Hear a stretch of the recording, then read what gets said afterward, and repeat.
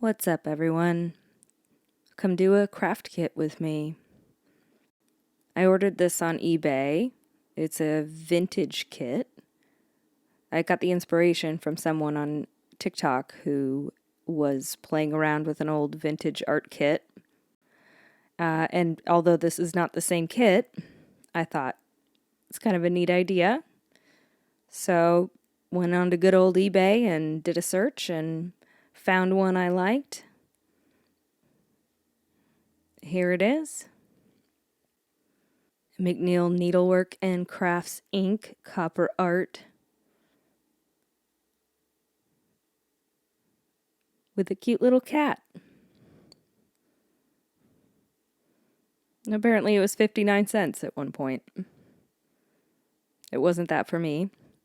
Not that it was egregiously expensive. It was like $8, I think, plus shipping. I could see from the back it's definitely in a condition.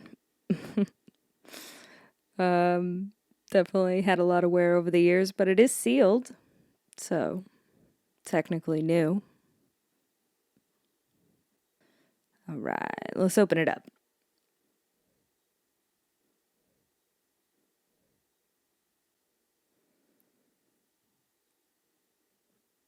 All right, let's see what we get.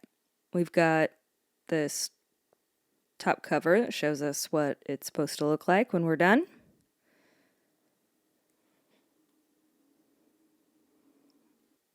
A piece of steel wool that's seen better days. And this chunk of MDF. I assume this will be what we hammer or use on the back side to hammer through.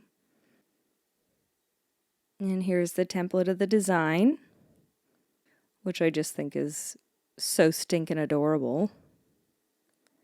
And we have the instructions, which tell you all the additional tools you'll need and some light instructions on the process. And this eensy little white envelope with mystery contents. And it looks like it comes with a pointed wood dowel and a extremely rusty old nail.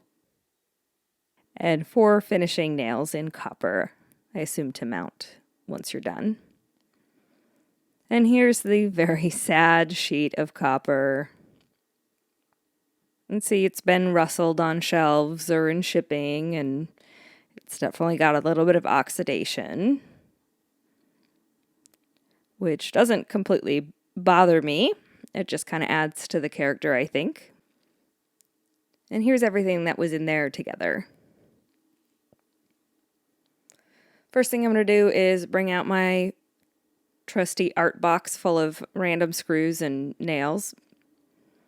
And I'm going to try to find a replacement nail just so that I don't have to get tetanus. Alright, so this one's a bit longer, but the point seems to be the same diameter. So I'm going to go with that. And set these teensy little screws aside for now.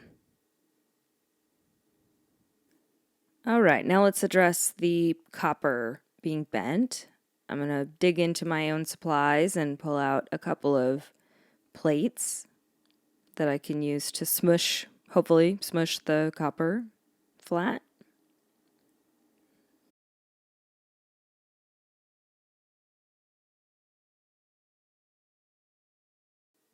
And I'll set this heavy steel plate on top and give it quite a few taps.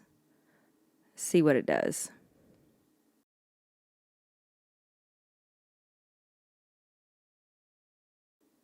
Looks like it's working.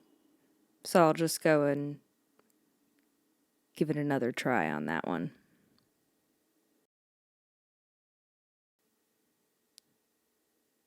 It's looking pretty good. It's not going to get all of the kind of old creases out, but just a couple more tries on the front side, and then I did flip it over and do the back side. And we got about as flat as we're going to get. And I'm going to skim over the instructions and find some additional tools it recommends me having and using. And I'm going to trim this off so that I can get it as close to lined up as possible.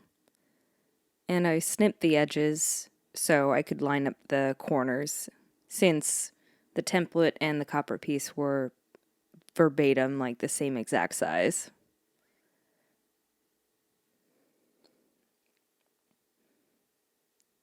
And thankfully, right before I got started, I realized that I had the copper piece in the wrong orientation that I wanted. I had put it like reverse opposite. So instead of this oxidized part like being face forward, I wanted the more shiny coppery part. And then I thought it would be easier to line it up without taping the copper down first with the masking and put the template on. But this would cause issues later, since I was putting the masking tape directly on the template. It kind of ends up tearing it when I attempted to pull it off again. But we'll get there.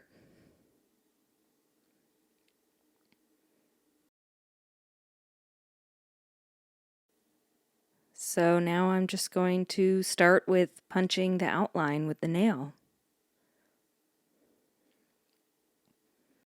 This was a little bit of a learning experience on how hard or how often, or not how often, but how much to tap. Because clearly the nail head like gets bigger, so the deeper you drive it in, the wider the hole is. So ideally you want even hammering pressure every time if you want the hole to be exactly the same. And at some point I ended up using my elbow as an anchor on the table, so I would just kind of lean in and try and apply the same amount of pressure per hit. And I feel like that was working pretty well. Of course, there's no way to tell until after you pull all the template off. This did take some time, and my hand that was holding the nail was getting a little fatigued and a little tired. But overall, it was pretty relaxing, even with the hammering noise repeatedly. But it was pretty soothing. It was pretty much like doing a coloring book or something of that sort. Now moving on to the little heart in the center, which is just, I don't know. I kind of thought that this was like a little kitschy design, but in a way I absolutely love it. It's very like folk art kind of style. And being a new cat mom myself, I've got my little cat Mercury, which you may see in some of my other videos. He likes to hang out next to me and watch me on all my projects. But it just seemed like a very fitting design, and I think it's adorable. I also love the idea of the vintage kits. Like, these are things that were designed to be made, and they've just kind of been sitting there for some time. And that, however many years later, I can pick it up and make a piece of art with it. I just think that's really cool. And now I'm doing the eyes, which I felt like should be a little bigger than the outline, since they're actually eyes. And then this is before I pulled it off, so I've got all the nail holes done. And you'll see this is where I run into trouble with the masking tape, because all it wanted to do was tear the paper. Yep. And also the copper was not stuck to the template anymore, so I had to realign it as best I could later Now I got it lined up, I'm going to scotch tape the edges so it doesn't move on me anymore. Because now that I have the holes punched, I'm going to go in and do the embossing part where I'm basically pressing lines into it with the wood dowel. And all my little holes have created a small tear. But it looks pretty good from the back so far. The instructions for the embossing was to basically fold a piece of fabric some number of times. It was not clear. It just said basically put it underneath. So this was a little bit of an experiment process because I went through with the dowel and started pressing lines, which I'd find later were not defined enough. They were kind of soft. So I think I folded the fabric up a few too many times, so it was just too soft. But after going around the whole project, I saw on the back it wasn't as deep as I wanted it to be, so I unfolded some of the fabric and would go over it basically the same. And I'm just going to follow along all the lines all the way around, sometimes doing 2 passes.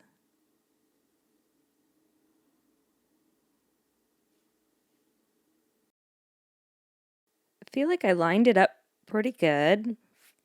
Maybe the bottom edge is a little close to the bottom edge, but who's striving for perfection here? Well, I mean, I am, but I can live with mistakes. I feel like sometimes with my art projects, I get extremely frustrated when I'm doing it, that things aren't going my way or aren't exactly as I envisioned. But over the years, I think I found that all of the things that I thought were problems or the imperfections that I felt like I couldn't live with ended up being some of my favorite features or parts of, whatever the final product was. And having that kind of outlook will just make all the frustrating parts not go away, but kind of dissipate as you remind yourself and you're getting frustrated with a project or dealing with the imperfections. At this point, I'm just going through and touching up any parts that I feel like weren't defined enough. Same with the holes. There's like a few that didn't punch all the way through, so I cleaned those up. And here's a comparison to the example art. And now let's make the frame we're going to put it in. I picked these up at Michael's. Super cheap. They were in that little clearance aisle next to the checkout line. And I remember seeing it, so I went and grabbed this because I figured it was going to be the perfect size. And it ended up being so. I'm going to start by giving it a light sand, which will just help it accept the stain and just get any burrs off. And then I'm going to wipe it down with a somewhat wet cloth, and that'll just take care of any extra sawdust that was laying on it. And we slap on the gloves. I'm using a walnut stain, and I'm just applying pretty liberally the cotton rag. This is the last of the walnut that I have, so now I'm just poured it into the corners and I'm letting it kind of fall just because it was hard to get in with the rag. And once you're done applying stain with a rag, you're going to want to wipe up any excess. So go in with a second cloth and wipe off after a minute or two. Just wipe off anything extra. That'll prevent any like stickiness or weirdness from sitting and drying on there. All right, so now I have it placed somewhat where I want it. and I've grabbed my copper nails, and I'm going to put that in there. But I realized pretty quickly that I could barely get my finger in there, let alone the hammer. So I'm going to have to find a solution.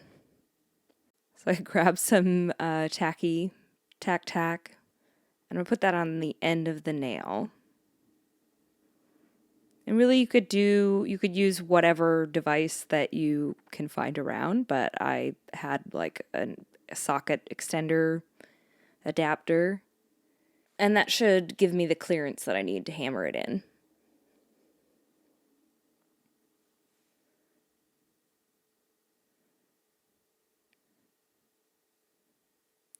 And I'm going to get all four sides started. I haven't driven them all the way down in because I just want to kind of get them placed at first so they're all kind of sticking up a slight bit.